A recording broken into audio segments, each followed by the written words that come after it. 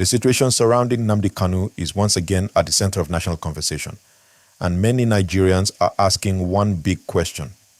If a court cleared him on certain terrorism-related issues in the past, why is he still in custody today?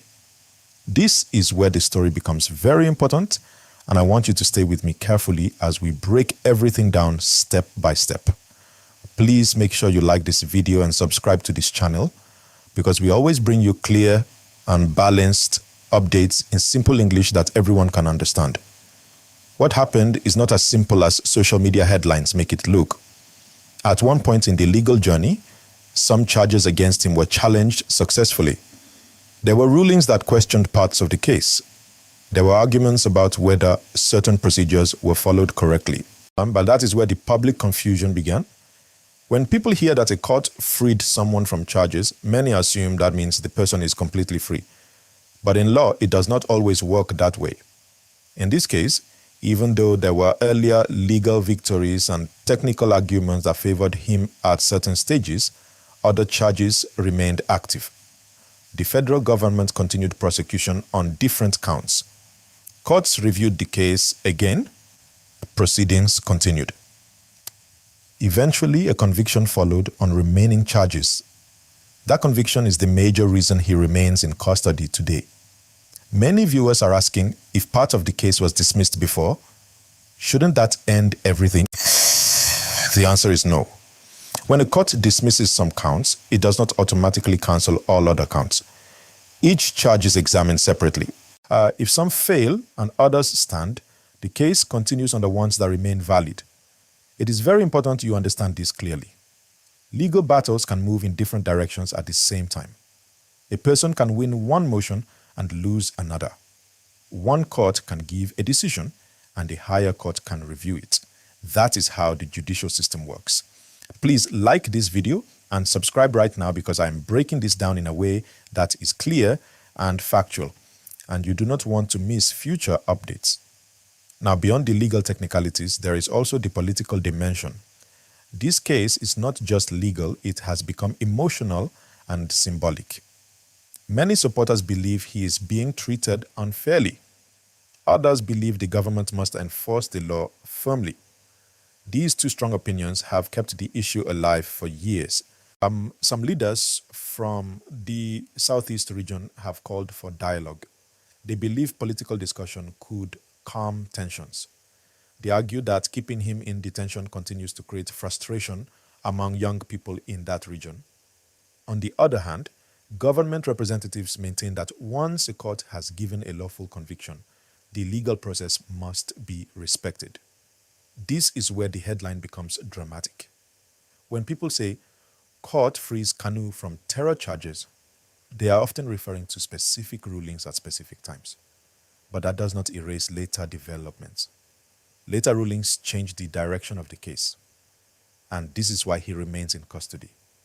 Now, let me explain something very clearly so everyone can understand. In criminal law, there can be multiple counts. For example, imagine 10 different allegations are presented. If 3 are dismissed, 7 may still stand.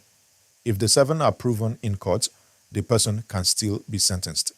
That is the simplified explanation of what happened over time in this matter. Another issue people are discussing is the question of appeal. His legal team continues to challenge aspects of the conviction. They argue about procedure, they argue about constitutional rights, they argue about how he was brought back into the country years ago. These arguments are still part of ongoing legal conversations.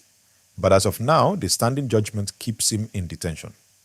Please, if you value balanced reporting in simple English, like this video and subscribe. It helps the channel grow and it ensures you get updates whenever there is a new development. Let us also talk about the wider national atmosphere. Whenever this case trends online, tension rises on social media, emotions go high, people argue strongly, but what is important is that Nigeria operates under a constitutional system. The courts interpret the law, the executive enforces the law, the legislature makes the law. That separation of powers is very important. Some citizens believe there should be political intervention, others say only the courts should decide. That debate continues. Another question many viewers are asking is whether there could be a presidential pardon in the future. In Nigeria, the president has constitutional power to grant pardon in certain circumstances. However, that is a political decision, not an automatic legal outcome. There are processes involved. Again, I remind you to like this video and subscribe because this conversation is ongoing and you will want to stay informed. Now let us slow it down even more so that everyone clearly understands. The headline suggests a contradiction. Freed, but still locked up. But in reality, it is not a contradiction. It is a timeline issue. At different times, different rulings were made. Some were favorable, some were not. The final standing ruling is what determines detention status. Legal processes can take years. Appeals can stretch long. Motions can be filed again and again. That does not mean the system is confused. It means it is layered. There is also the human side of the story. Families are involved. Communities are watching. Political leaders are speaking. Young people are debating the future of the country. This case has gone beyond one courtroom. Observers say the long duration has increased public interest. Every small development becomes major news. Every court appearance trends online. Please make sure you subscribe now. It is very important. Let us also discuss the role of the media. Headlines are powerful. A headline can travel faster than full information. When people see court freeze, they may not read the full article. They may not check the date. They may not see that other counts still exist. That is why careful explanation is necessary. At this point, what matters legally is the conviction that stands. What matters politically is how leaders respond to public concern. What matters socially is how citizens react peacefully and responsibly. Many are asking, what happens next?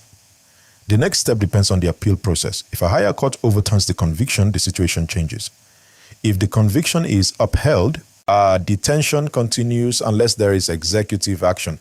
This is a developing situation. It is not finished. Again, please like this video and subscribe so you can stay updated as events unfold. Now, let me pause here briefly. I have explained the legal background, the political dimension, the public reaction, and why the headline sounds shocking but has deeper context.